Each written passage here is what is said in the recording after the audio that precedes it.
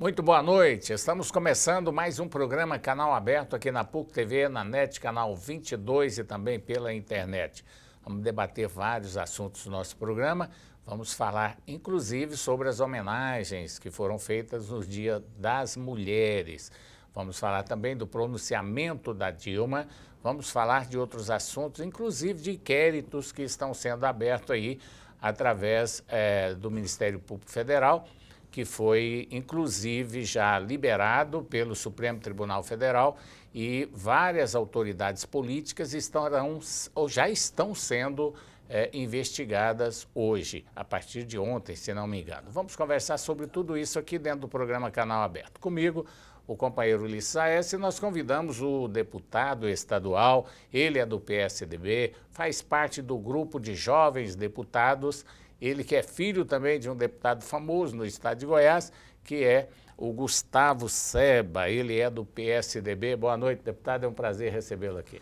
Boa noite, João, boa noite, Ulisses. É um prazer estar aqui participando do canal aqui na PUC TV. Uma honra estar aqui com vocês hoje.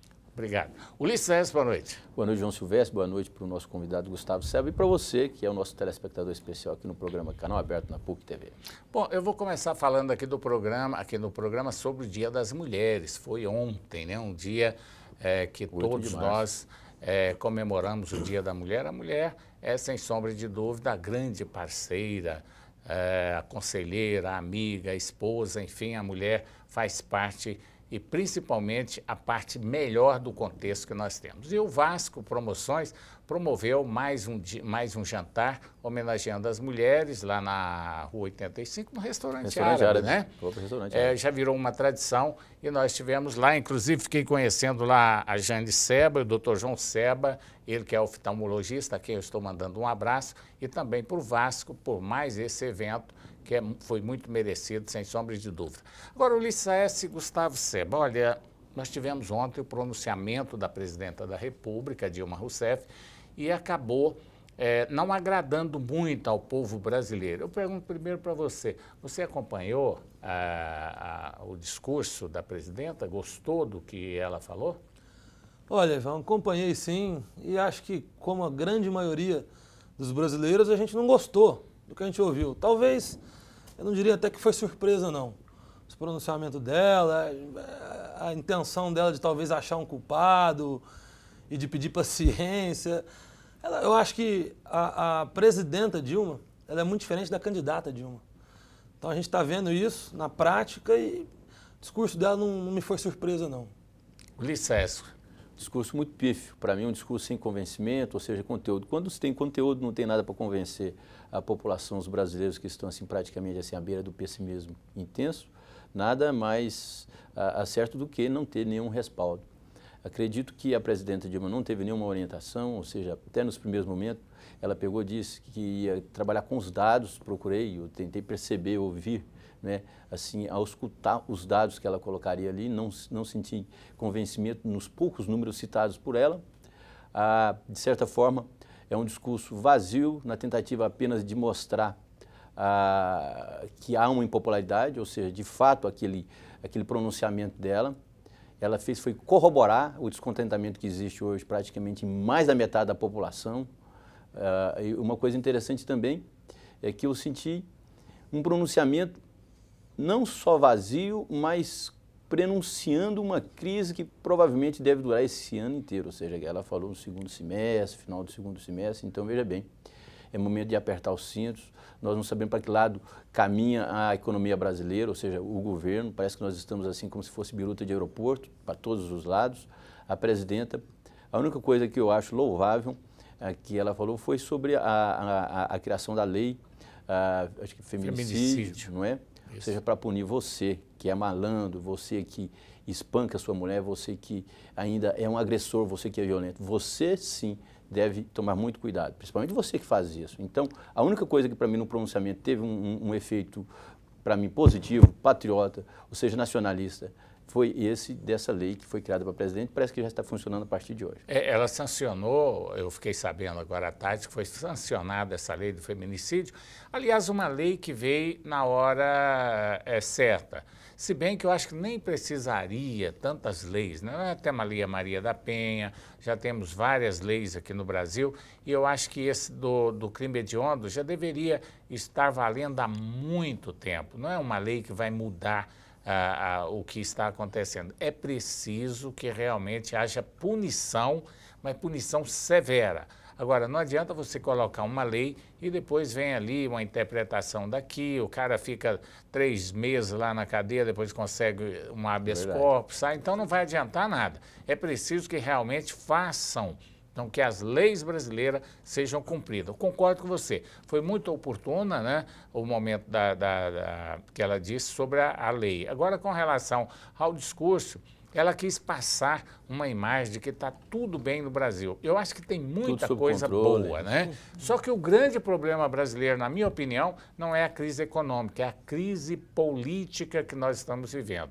E essa crise política, ela reflete em todos os setores, em todas as atividades, porque ela mexe principalmente com a segurança do investidor, com a segurança do mercado financeiro, e isso acaba afetando o dia a dia, e é o grande problema do Brasil, é essa crise política que nós estamos vivendo. Você já ouviu falar daquele filme Dormindo com o Inimigo, não é? Ou seja, a presidenta Dilma está dormindo com o inimigo, ou seja, o PMDB. Se tem um interessado, ou seja, no impeachment aí, numa queda da presidenta, aí lógico que é o PMDB, ou seja, porque se ela cair, logicamente, o PMDB provavelmente vai sumir. Então, veja bem, para você ver a situação que nós estamos, ou seja, para confirmar essa crise política que você está anunciando aí. É verdade, a crise política. Agora, só tem um detalhe, quando eu falo em crise política, não quer dizer que eu esteja favorável ao que está acontecendo, muito pelo contrário. Ninguém está. Eu acho que o momento é ruim, o momento não é bom. Impeachment é um péssimo negócio, não concordo com impeachment. Eu acho que, a não ser, claro, que se houver indícios muito fortes da participação da presidenta. Aí eu concordo. Mas até o momento, pelo que eu estou sabendo, não existe nenhum motivo para se falar em impeachment no Brasil. Não sei se você concorda, Gustavo. Olha, João, eu acho também que o impeachment desestabiliza todo o nosso país. Isso tira um pouco da credibilidade do nosso país mundo afora. Agora, eu não tenho dúvidas do envolvimento da presidenta e do partido dela nas inúmeras denúncias que culminaram na crise política, que eu também concordo com você, que essa crise política foi a precursora das demais, da crise econômica e do desandamento que o país vem tendo, e que a presidenta tenta mostrar que está sob controle. Como se ela, não, eu sei que está indo mal, mas está no meu controle, está dentro de um planejado, digamos assim. A gente sabe que isso não é verdade. Então não tenho dúvidas da ligação dela com essas denúncias, com esse... É impossível que ela não tenha pelo menos ciência do que aconteceu na Petrobras. Agora, eu também sou contra o impeachment e sou de partido adversário da presidenta, é evidente, porém eu acho que a gente tem que ser justo. Eu acho que o impeachment para o país, no momento agora, não seria também talvez uma coisa que eu acho que poderia talvez até piorar a nossa situação. Agora, a partir do momento que a gente tiver uma prova concreta que ligue a presidenta com algum desvio, alguma coisa que seja comprovadamente, né, digamos assim, materialmente provada, aí não, aí eu acho que eu sou favorável sim ao impeachment, porque aí eu acho que não é admissível que a gente possa tolerar o tamanho de corrupção e, de repente, se vinculado ao nome dela, aí eu sou favorável também. É verdade, é preciso ter indício. Até agora, nada prova com relação à presidenta, no sentido que a gente pode cobrar, né? Diretamente cobrar o impeachment. Eu acho que se fosse um país sério, um país desenvolvido, um país responsável, zeloso com suas leis, com seus poderes, eu acho que o resultado seria hoje, João. Até porque eu não conheço no Brasil nenhum poderoso que é punido severamente. Até você pode pegar.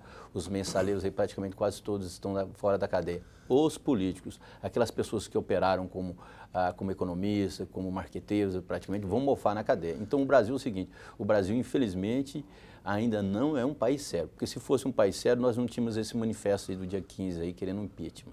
Mas será que é o país? Será até que ponto a presidenta da República tem responsabilidade com essa situação? Por exemplo, o pessoal do Mensalão, o Genuíno já foi perdoado e outras já saíram da cadeia. Até que ponto a gente pode atribuir isso ao governo central? Porque existe um problema no país que a gente deve ter bem analisado, nós temos que ser correto com isso, que são as leis. Eu acabei de dizer aqui, se a lei permite que determinado elemento saia da cadeia, o advogado entra com o pedido, o juiz é obrigado a acatar, né? E aí até que ponto nós podemos dizer isso em termos de Brasil? Talvez se a gente colocasse, Ulisses, eu não estou querendo discordar de você, mas se a gente colocasse nas leis a responsabilidade de quem fez essas leis. Então não podemos também dizer que a culpa é da presidente da República ou se a culpa é do Congresso Nacional, na atual circunstância da liberação. Mas nós vamos para um intervalo, aí depois nós vamos continuar com esse bate-papo aqui. Daqui a pouco, depois do intervalo. Estamos de volta com o programa Canal Aberto aqui na PUC TV, na NET, canal 22, também pela internet. Lembrando que nós estamos operando em HD no canal 24.1. Se a sua TV é digital e não está sintonizando o nosso canal em canal digital, pode colocar aí no automático que você vai encontrar a melhor imagem da televisão goiana, sem sombra de dúvida, que é a imagem da PUC TV. Nós estamos falando aqui sobre a situação da política. Olha, foi abertura de inquérito para apurar os casos dessa chamada Operação Lava Jato. O Supremo Tribunal Federal já autorizou que esses políticos sejam investigados. É bom que a gente fale aqui no programa, nós somos formadores de opinião, que não existe culpa. Tem 2 deputados federais do estado de Goiás, o Sandy Júnior e o Roberto Balestra, estão na lista, que vão ser investigados, já estão sendo investigados. Agora, ainda não há nenhuma comprovação da culpa de nenhum dos envolvidos. O presidente da Câmara, o presidente do Senado e vários outros nomes estão nessa lista que estão sendo investigadas hoje pelo Ministério Público Federal, naturalmente com a Polícia Federal também, né? Eu acho que daquela lista ali, João, até o deputado pode falar isso também, porque ele conhece bem, daquela lista ali, se você for pegar e marcando assim, pelo conhecimento de causa que você tem, pelo histórico de alguns ali, você sabe que não precisa nem investigar, pode já condenar, vai cadeia. Agora, uns outros você sabe que sim, né? Todos nós sabemos. É verdade. Com certeza, eu acho também que a gente tem que ser justo, né? Tenho certeza que concordo com o Ulisses, que tem nomes ali, tem figurinhas conhecidas do cenário político brasileiro aí, antiga, por práticas antigas. Inclusive tem algumas que a gente sentiu até falta de estar lá, né? Pois é. Que eu até estranhei não estar lá. Eu no Facebook colocaram assim, que o próprio Maluf falando assim, essa lista não é séria, porque eu não tô nela. Não tô lá, eu vi essa... É piada dele. É claro que é uma piada, evidentemente, mas eu vi isso também. Mas realmente eu acho que a gente sentiu falta, talvez, de alguns políticos que a gente também acharia que estaria lá. Agora, eu acho que a justiça tem que ser feita e tem que se dar a chance, como o João muito bem disse, tem gente ali que está sendo investigado.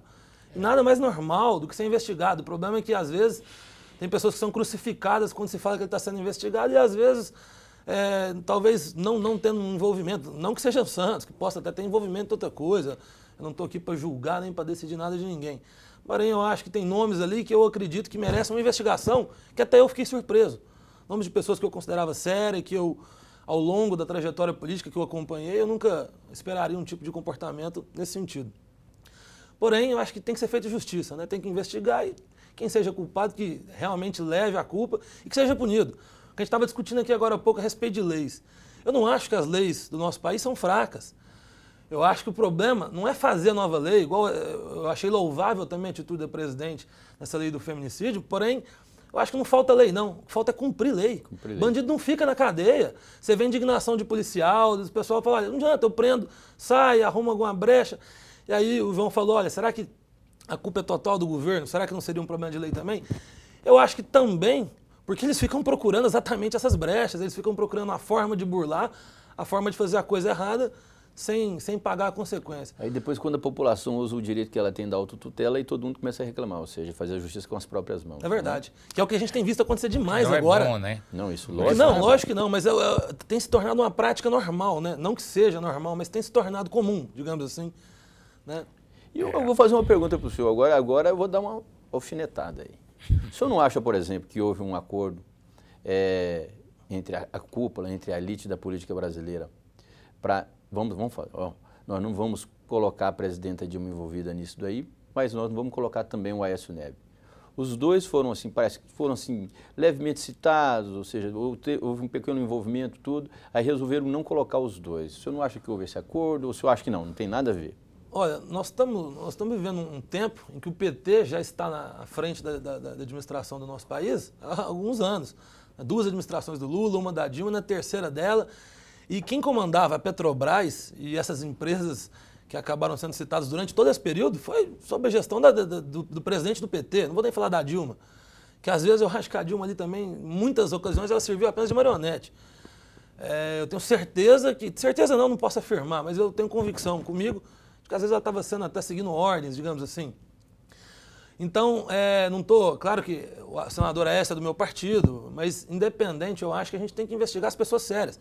Não é todo mundo que é do PSDB, que é o partido que eu sou líder, inclusive, na Assembleia, que é porque é do meu partido, eu vou falar que é todo mundo bonzinho, é santo. Não é todo mundo que é de um partido adversário que eu vou te falar que esse cara ele não tem valor moral, ele não serve. Não. Tenho grandes pessoas, grandes políticos que eu admiro, de partidos de oposição. Tem gente que talvez compõe base do meu partido que eu não acho que seja tão sério, não preciso citar nomes, mas eu acho que o senador Aécio, eles tentaram, principalmente durante o período da campanha, tentaram achar tudo dele. Fizeram de tudo para achar qualquer coisa que pudessem usá-lo politicamente, usaram a máquina do governo, usaram a máquina dos Correios, não é segredo para ninguém, usaram órgãos estatais para tentar prejudicá-lo de toda forma e não conseguiram achar um escândalo, alguma coisa de corrupção diretamente com ele, tentaram falar o negócio do aeroporto, tentaram falar o negócio da irmã dele, nada assim embasado em alguma coisa realmente concreta. Então eu acho que só dele ter passado durante esse período eleitoral sem que se tenha achado qualquer coisa dele, eu acredito muito na integridade dele. Como eu disse, não que eu esteja falando que a Dilma é totalmente culpada, claro que apesar de que eu acho que ela é culpada sim, não tem como, eu não acredito que o presidente do Brasil não tem um controle sobre a maior empresa pública brasileira, que é a Petrobras. Brasileira não, para você brincar brasileira mundo, não, brincar das maiores do mundo, hein? das maiores do mundo. Entre 5 Foi, né? Digamos assim, foi. Hoje já passou para mais de 100. O detalhe interessante é o seguinte, porque quando há uma investigação e não acha nada, como foi o caso dos candidatos na eleição passada, você citou bem aí o Aécio Neves, mas aí já vem o problema, depois, pós-eleição, surgem os fatos. Por exemplo, essa lista que a maioria de envolvidos aqui nós já conhecemos. Renan Calheiros já teve investigações na vida dele lá, teve acusações, né, e ele acabou sendo presidente do Senado. Agora o Palocci já foi citado. Eduardo Cunha, Palocci, a maioria, grande parte desses políticos já faz parte de uma lista que já vem aí sendo investigada. Até alguns casos até comprovados, mas o que me preocupa, João, é em relação aos ocupantes da chefia do Gabinete Civil da Presidência da República. Se você for fazer uma análise, não está salvando ninguém. Será que a Luiz Mercadante vai sofrer também esse pandemônio mais na frente? Não sei. Porque se você pegar aquela Gleice, aquela senadora, ou seja, aquele discurso totalmente moralista. Tudo, o marido dela parece que foi ministro das Comunicações, ou seja, uma das citadas também nessa Lava Jato, tudo. É complicado, Ulisses. Inclusive, olhando os números, são 9 senadores que estão na lista, de um total de 81, né? 10% dos senadores estão nessa lista. Eu acho que é muita gente. É muita gente. Eu acho que talvez, eu citaria como 2 coisas que eu acho que faltam, talvez acontecer de forma mais contundente no nosso país, para que a gente possa tentar mudar alguma coisa. Pelo menos uma visão minha que estou chegando na política agora. Primeiro, essa questão da lei não cumprida, é muito fácil. E não só na política, como também na sociedade. A pessoa comete crime e tal, como a gente estava falando aqui às vezes, e sai impune, fica preso pouco tempo, se conseguir um bom advogado, resolve. Eu acho que esse sentimento de impunidade que reina no Brasil, isso facilita muito a vida das pessoas. É uma política, às vezes, muito assistencialista também, acho que colabora com isso. E um segundo fator que eu acho que falta muito, e aí é culpa, claro, dessa própria política que a gente vive, é a descrença da população. Você não vê pessoas jovens debatendo política, conversando de política, e eu estou te falando por experiência própria. Eu queria até fazer uma pergunta para o senhor. O senhor é um cara novo, ou seja, o senhor tem quantos anos? 27, faço 28 essa anos, semana. 28 anos, até parabéns adiantado para o senhor. Obrigado. Nós sabemos o seguinte, que a culpa não é do PT, não. A culpa também é do partido do senhor, PSDB. A culpa é do PMDB, é do PPS, da PCdoB, política, enfim, né? É dos políticos, né? O senhor não acha, por exemplo, que o PSDB... Porque é fácil, por exemplo, agora como o PSDB é oposição ao governo federal, a situação, começa a falar mal. Mas aí chega o PSDB, vai lá e ganha, vamos dizer, às vezes o Aécio ganhasse essas eleições, ia fazer até pior. O senhor não acha, por exemplo, que o político está muito cara de pau, ou seja, está muito assim, não está ouvindo a população? Eu estou dizendo isso para o senhor, não é desrespeitando o senhor aqui, não, até porque o senhor é político, até porque o senhor falou do jovem. Então, eu acredito que o senhor tem um gás diferente, o senhor não está, assim, vamos dizer, contaminado pelos aqueles defeitos que o político tem, esse com mais tempo de experiência, esse considerado raposo. O senhor não acha que o político, até do PSDB, não tem tido essa sintonia com a população? Olha, eu acho que, como eu estava falando, concordo também com você. Em relação a partido, eu não... É claro que eu tenho meu partido, que eu defendo, agora eu procuro ser o justo o máximo possível. E como eu estava dizendo, eu acho que falta talvez, Ulisses, que as pessoas também cumpram seu papel. Porque para o político, como eu falei, acaba ficando muito fácil para ele, muito cômodo. Você chega, como eu disse, na campanha, vou dar um exemplo prático, meu, pessoal. Eu acompanhei, eu cresci vendo política, meu pai foi deputado por 4 mandatos, foi presidente da Assembleia 3 vezes, governador interinamente do estado 2 vezes, hoje é prefeito em Catalão. Então, uma trajetória política que eu cresci vendo. Então, naturalmente, que eu, desde pequeno, eu acompanhava a política. Mas hoje, você vai conversar com uma pessoa jovem, ele não quer debater política. Você vai falar, na campanha eu ia pedir voto, às vezes conversar, e aí, o que você está pensando para Goiás? O que você pensa para o nosso país? E o cara, não, eu não gosto de política, para mim tanto faz. Quer nem saber, para mim é tudo igual, é tudo isso, é tudo aquilo. Já tem aquele preconceito também formado. E com isso favorece esse tipo de político que faz essa política para ganhar a eleição, o cara que faz o que ele quiser, e a culpa talvez seja nossa também, porque ele ganha a eleição de novo. Então é legítimo, ele foi eleito pelo povo, mas ele foi eleito talvez por um povo que não se politiza, que não se interessa, que não lê, estuda o passado dele, vê o que ele fez, o que ele deixou de fazer, o que ele está propondo para mudar. Então nós temos culpa disso também. Não é chegar simplesmente e falar, os políticos são tudo ruim. Como você disse, é fácil na oposição falar mal dos outros.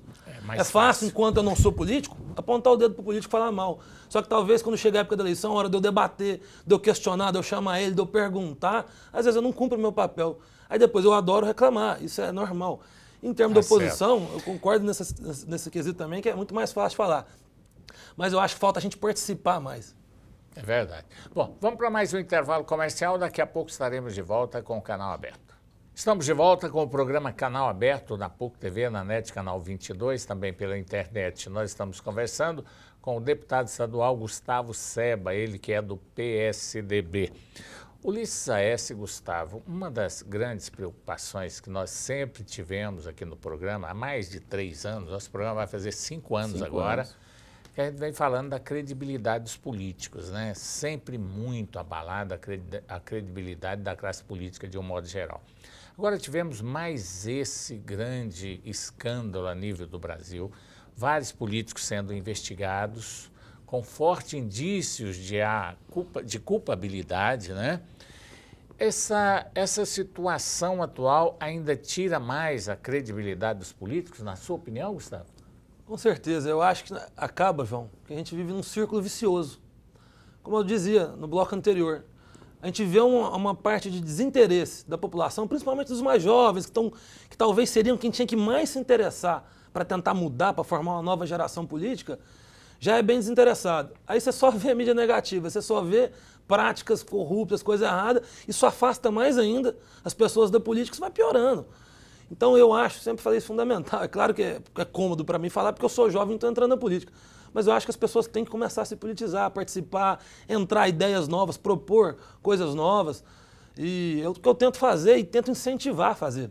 Por mais que eu possa não me candidatar, mas eu sempre participei, e nem por ser do PSDB ou por ser filho do Jardel Seba, eu sempre acatei todas as decisões e, olha, eu vou apoiar o mesmo candidato, eu sempre tive minhas opiniões. Eu lia, eu escutava, debatia, questionava. Eu acho que se a gente conseguisse fazer isso todo mundo, a gente poderia tentar quebrar um pouco esse ciclo. Certo. Ulisses Aécio, telespectador, observe a lista, né? São vários nomes eu tenho aqui, mas se eu for falar, vou ficar aqui meia hora falando, uma hora inteira. Né? Então, observem vocês que a maioria são de políticos que têm vários mandatos. Vários mandatos. Aí vem a grande questão. Não seria melhor acabar com essa reeleição também para o Legislativo? A reforma política está falando em reeleição, proibir a reeleição só para o Executivo. Eu acho que deveria dar uma pensada nisso aí. Talvez nem passa, viu, Ulisses? Porque você vê aqui a lista, João. Renan Calheiros, Sandy Júnior, não estou falando que é culpado, viu, Sandy? Mas você já tem 4 ou 5 mandatos. O Roberto Maranhão, 7 ou 8 mandatos. Acho que já deveria mudar um pouco também. Deixar pessoas novas como o deputado Gustavo Serra. Você não vê jovens, deputados de um mandato só nessas falcatruas, não. Né? Não estou dizendo que os senhores são culpados, não. Estou dizendo que nem citados são. A renovação, acho que ela é sempre importante, né? Porque o sujeito vai ficando acomodado, João, eu tenho 50 anos, né? 50 anos, e eu vejo o seguinte, o meu espírito é de 12 anos, não adianta, eu tenho um espírito de 12 anos, então eu acho sempre que as mudanças são necessárias. Eu acho que você tem gás, tem que ter gás. E eu acredito que esse pessoal que está hoje no Congresso Nacional, principalmente, essas pessoas que estão disputando mandato de governo, vai para o 5º mandato, 6º mandato, eu acho que esse pessoal já perdeu o ela, que é aquela coisa da sintonia com a população. Então, veja bem, eu não creio que o projeto da não reeleição passe, até porque existe um conservadorismo muito grande no Congresso, se a população não for para as ruas, mas eu acho que é necessário mudança. Aquela coisa, será que funciona? Muitos agnósticos, aqueles que inclusive têm seus interesses, falam, não, isso não vai funcionar, não, isso vai prejudicar o Brasil. Eu acho que o pior do que está não continua. Eu acho que tem que fazer alguma coisa. Olha, o Brasil precisa urgentemente de uma reforma tributária. Está muito mal a nossa situação tributária no país. Precisa da reforma política, da reforma do judiciário, essa coisa do Código Penal. Existem muitas leis, só que a lei, Ulisses, é o seguinte, a presidenta pega lá um projeto de lei, ela ontem, ou hoje, não sei, ela vai fazer o quê? Ela faz a assinatura, né?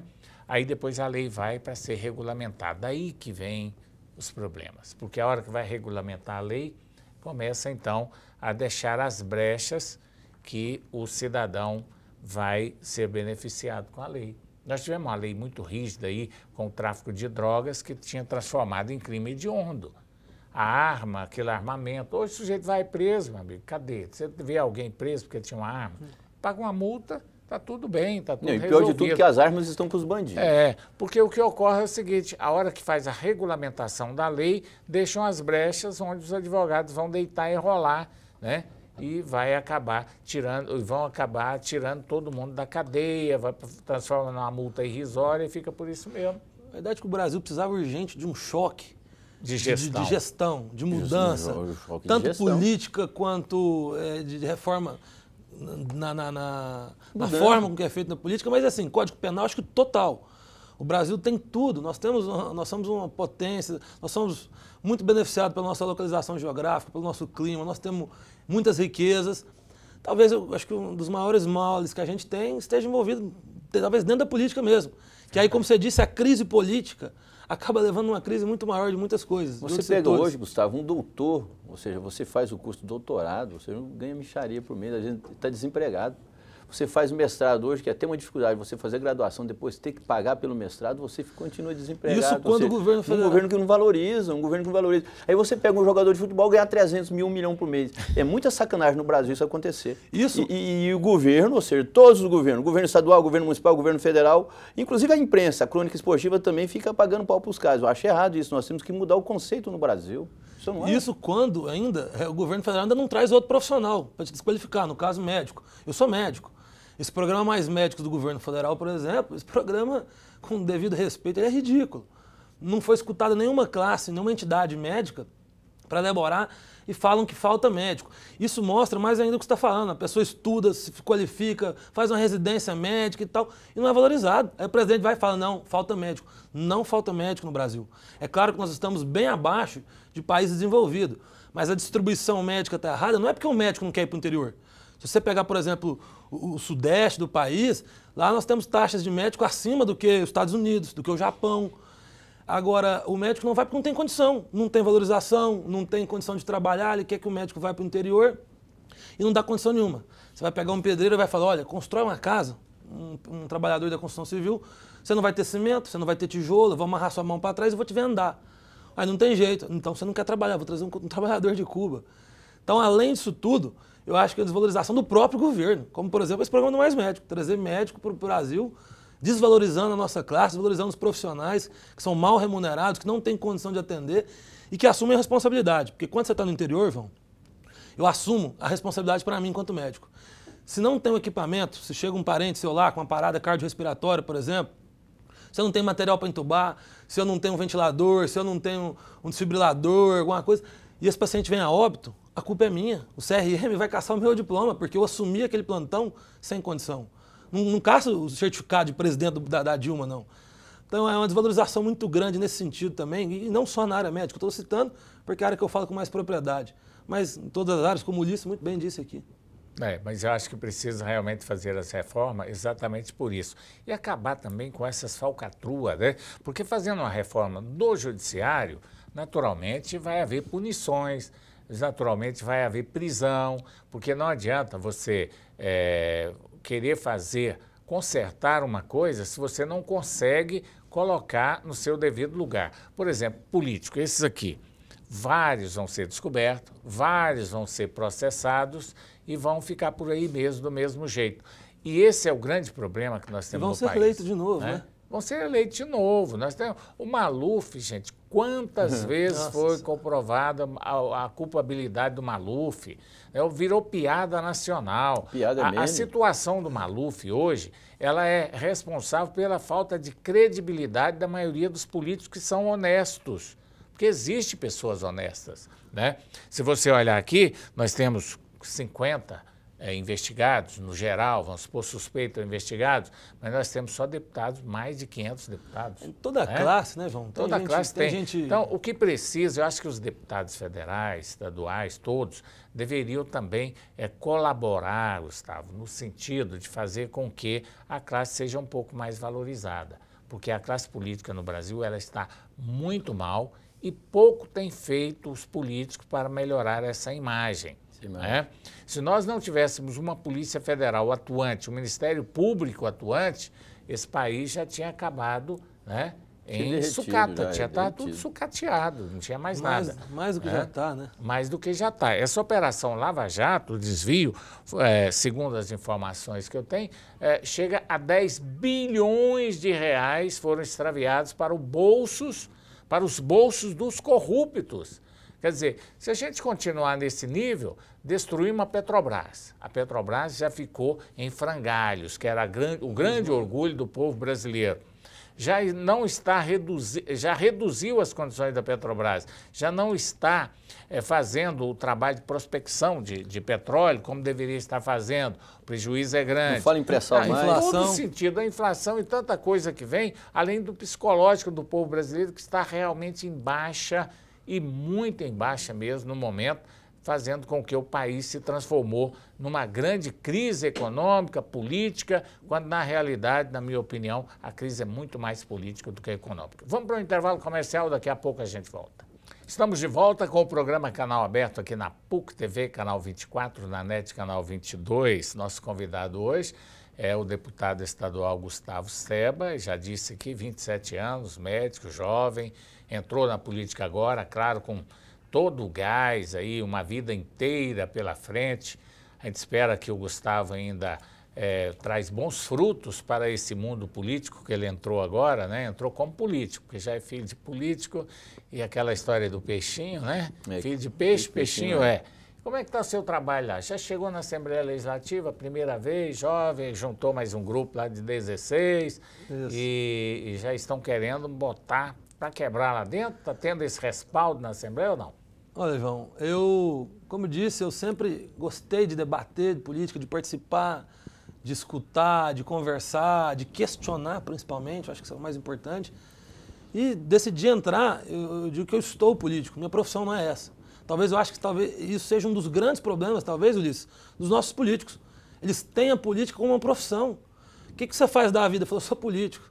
Não, o que eu sou? Eu sou médico. Eu tenho meu trabalho, eu ganho minha vida profissionalmente como médico. Eu estou na política por entender que eu posso contribuir de alguma forma no meu estado. Inclusive usando a minha formação profissional na área da saúde. onde inclusive sou presidente da Comissão de Saúde na Assembleia.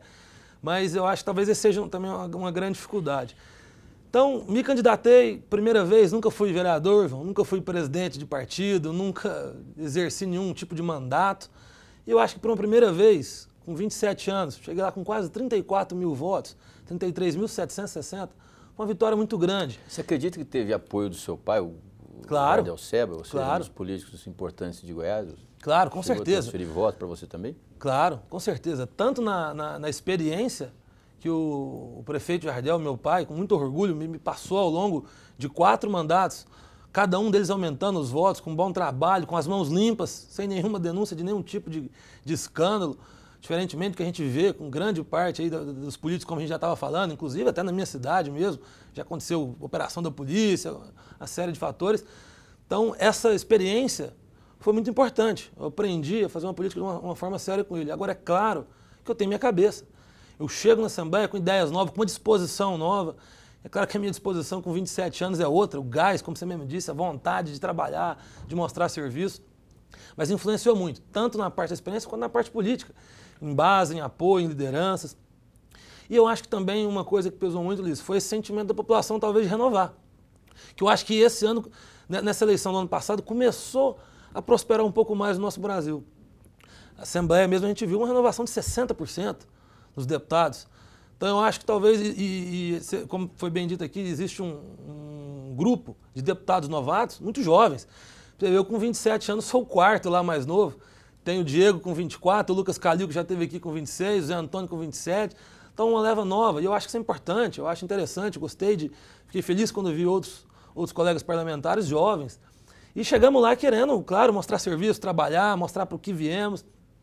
Nos unimos, João, formamos um grupo de amigos, não é um bloco de interesses políticos, é um grupo de amigos que tá trocando informações. São todos novatos, todos da base do governo. E claro que cada um tem a sua experiência em alguma área específica. É liderança de alguma região, domina algum assunto melhor. Então nós nos unimos para trocar experiência, para nos fortalecer, para dar governabilidade ao governador, para, claro, para levar projetos que beneficiem o nosso Estado. Um dos projetos de vocês foi, inclusive, encurtar, essa palavra é minha, a mordomia que tem, por exemplo, os deputados em ter praticamente 90 dias eles chamam de recesso, para mim férias, não é? Então, o projeto de vocês é de 90 para 70. Ou seja, vocês tocaram o dedo na ferida. Parece que, inclusive, foram contrariados, combatidos ali, criticados por... Nós fomos muito criticados no começo, Ulisses, porque as pessoas acham que está fazendo para aparecer, para isso, para aquilo. Nós fizemos o que a gente entendia ser certo de fazer. Nós assumimos dia 1º e o recesso que existe, até se ter sessão na Assembleia, ele é de 90 dias. Porém, isso não impede a gente de trabalhar. Eu comentava aqui agora há pouco que eu tomei posse no dia 1º de fevereiro e no dia 2 de fevereiro eu estava no meu gabinete às 7h30 da manhã e saí de lá às 9h30 da noite. Não tinha ninguém mais na Assembleia. Estava só o pessoal da faxina. Na terça-feira foi igual, na quarta-feira foi igual, na quinta eu já tive outros compromissos. Então, o trabalho do parlamentar não se resume apenas na sessão. Porém, a gente entendeu que aquele recesso estava muito grande. A gente precisava de mais sessões para apresentar mais projetos, para debater mais projetos, mais mudanças, mais alterações em algumas leis que a gente achava necessário.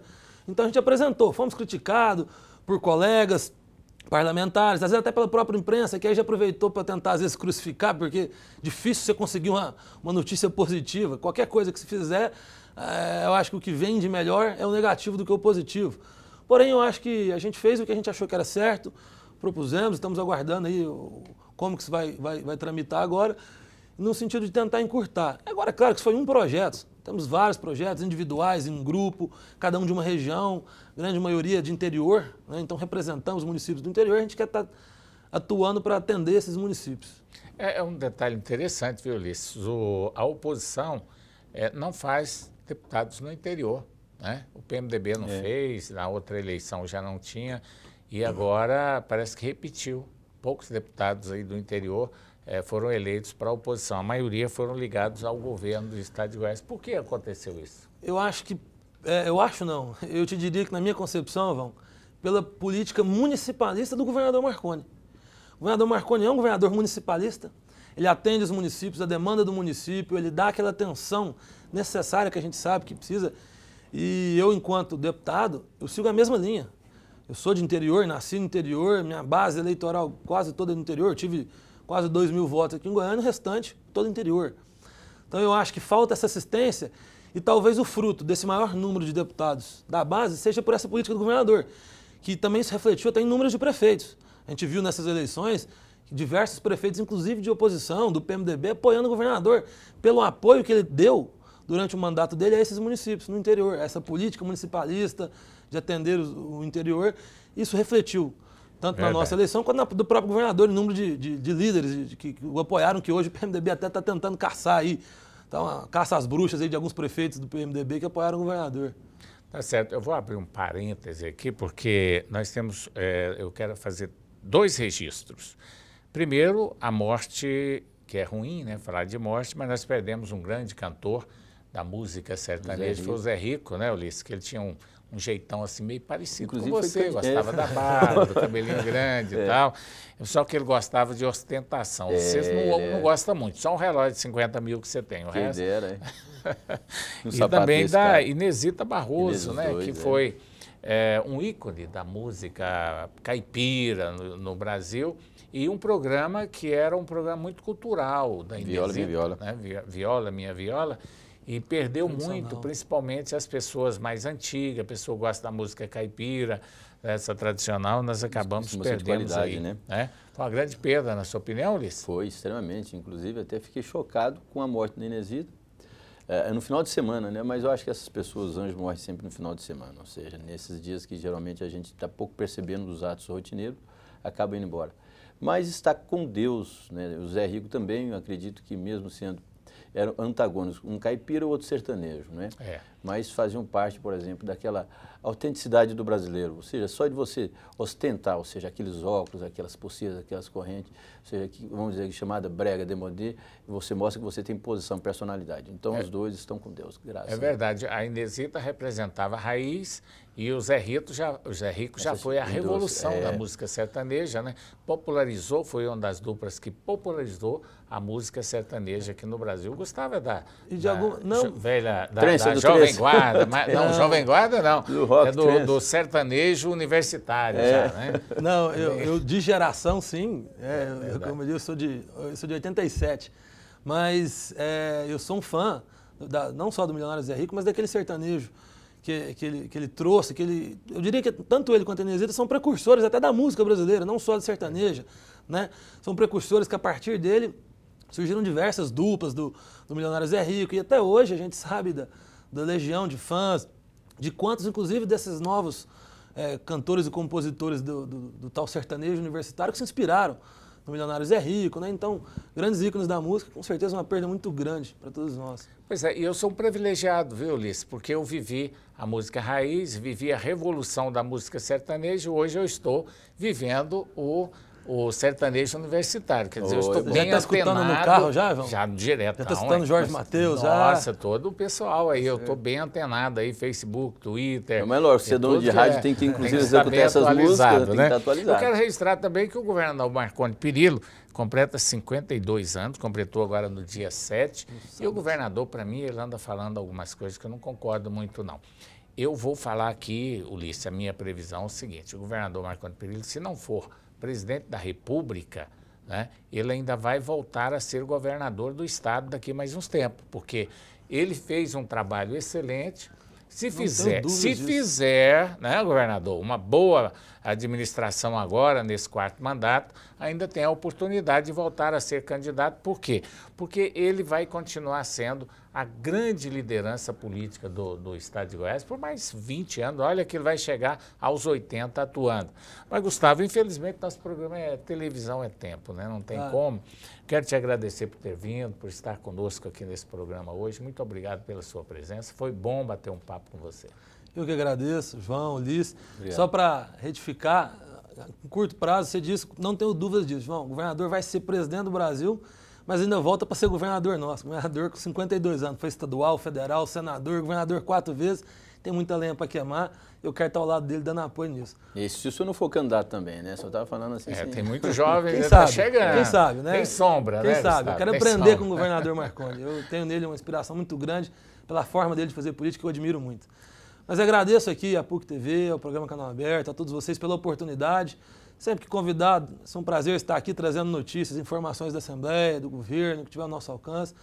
Agradeço a oportunidade e aproveito para cumprimentar todos que nos assistem e fazer um agradecimento público à população de Goiás, que acreditou em mim um voto de confiança, aos 33.760 votos que tive, que me confiaram e me levaram a estar lá na Assembleia, que contem comigo, contem com o meu apoio, com o meu trabalho naquela casa, com ideias novas, com propostas novas, com a política nova que a gente estava debatendo aqui. Sou adepto a escutar sugestões, críticas, eu acho isso importante. E meu gabinete está sempre aberto à disposição de todos. Muito obrigado pelo espaço. Valeu. Ulisses. Eu agradeço a presença do Gustavo Seba aqui, obrigado, João, e também agradecer também e mandar um abraço para o deputado Major Araújo, ele que está fazendo uma sessão especial, fez uma sessão especial, comandou uma sessão especial hoje na Assembleia Legislativa em homenagem ao Jornal Diário da Manhã e também ao Jornal 5 de Março e ao jornalista Batista Custódio. Tá certo, Major Araújo que deverá vir aqui no programa em breve, um abraço para o senhor também. E olha, o programa, na próxima segunda-feira, a gente já deixa o convite para você, às 22h30. Lembrando que o nosso programa será reprisado todo domingo, à 1h da manhã. Até lá, boa noite, obrigado pela audiência.